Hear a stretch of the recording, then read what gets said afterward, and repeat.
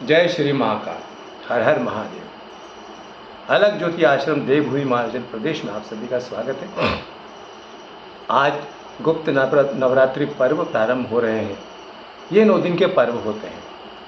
सामान्यतया 4 नवरात्रि होती है वर्ष में, 2 तो चैत्र और अश्विन नवरात्रि, और ये 2 गुप्त नवरात्रि जो माघ मास में और ये आषाढ़ मास में, यानी जो अभी आषाढ़ मास की जो गुप्त नवरात्रि, इसके तुरंत बाद श्रावण मास लगते हैं।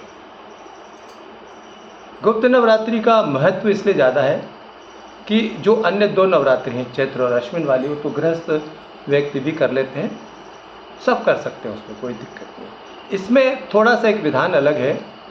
जो गुरु दीक्षित है और विशेष तौर से जिनको 10 महाविद्याओं की दीक्षा प्राप्त है, जैसे हमें मातंगी की दीक्षा प्राप्त है, तो ये जो हमारा स्थान है अलग ज्योति आश्रम, और ये स्थान है मतंगेश्वर महादेव का, मतंगेश्वर महाकाल महादेव का।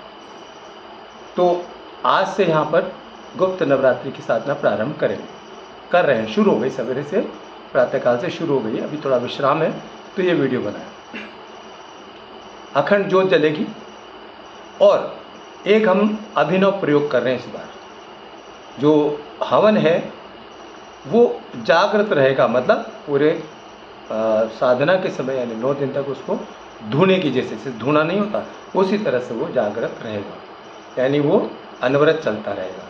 अनुष्ठान हवन का अलग होगा किंतु धुना चलता रहेगा, यानी वो जागृत अवस्था में हवन ही रहेगा यज्ञशाला में जो है। 10 महाविद्याओं का बहुत महत्व है। जो 10 महाविद्याएं होती है उनका काली है, ठीक है, तारा है, और आपका भुवनेश्वरी है, भैरवी है, छिन्नमस्ता है, धूमावती है, बगलामुखी है, और मातंगी है और कमला है। इस तरह से 10 महाविद्याएं होते हैं, ठीक है। षोडशी त्रिपुर सुंदरी भी है। तो ये हम 10 महाविद्याओं की साधना इसमें करते हैं। 10 महाविद्याओं का अर्थ यह है कि जो, जैसे एक छोटा सा उदाहरण हम देते हैं कि महालक्ष्मी एक सौम्य देवी है और इनका उग्र स्वरूप त्रिपुर सुंदरी है, और इसी तरह से हर देवी का हर देवताओं से सीधा कहीं न कहीं जुड़ाव है। और वो विषय बहुत बड़ा हो जाएगा, इसलिए हम उस बारे में चर्चा अभी नहीं करेंगे। जब हम अगले वीडियोस बनाएंगे तो एक 10 महाविद्या पे हम पूरा विस्तार से समझाएंगे कि 10 महाविद्याओं का अर्थ क्या है, महत्व क्या है, और इसकी साधना कौन कौन कर सकते हैं, ठीक है। और साधना में आवश्यकता है किस किस वस्तुओं की होती है और किन किन चीज़ों का इस साधना में ध्यान रखा जाए। 10 महाविद्या में विशेषतर जो भक्त होते हैं वो बगलामुखी की साधना ज़्यादा करते हैं, जो हमारी 8वीं 10 महाविद्या है।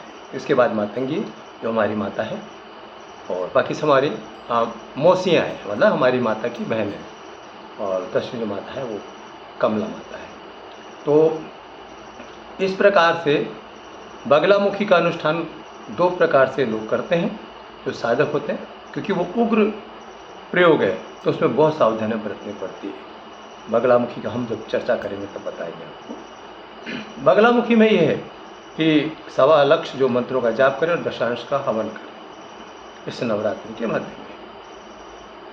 और विशेष तौर से समय ये होता है बगलामुखी की साधना को और 10 महाविद्याओं को रात्रि को 9 बजे से लेकर सवेरे 2 बजे तक, क्योंकि ये जो काल होता है वो तंत्र साधना के लिए उपयुक्त काल माना जाता है। और इसी काल में ही साधनाएँ की जाती है, तांत्रिक साधनाएँ सिद्धि के लिए, या जो भी जन कल्याण के लिए, या जैसी भी अपनी व्यवस्था है उस हिसाब से। तो आज से ये हम साधना शुरू कर रहे हैं। माँ भगवती के दरबार में बैठे हैं और मतंगेश्वर महाकाल के आशीर्वाद से ये साधना का प्रारंभ हो चुका है।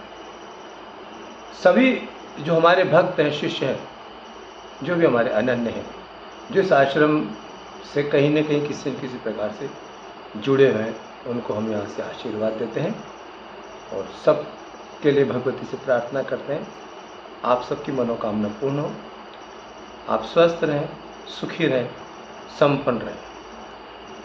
हम सबको आशीर्वाद देते हैं। जय श्री महाकाल, हर हर महादेव, जय आदिशक्ति माँ भगवती।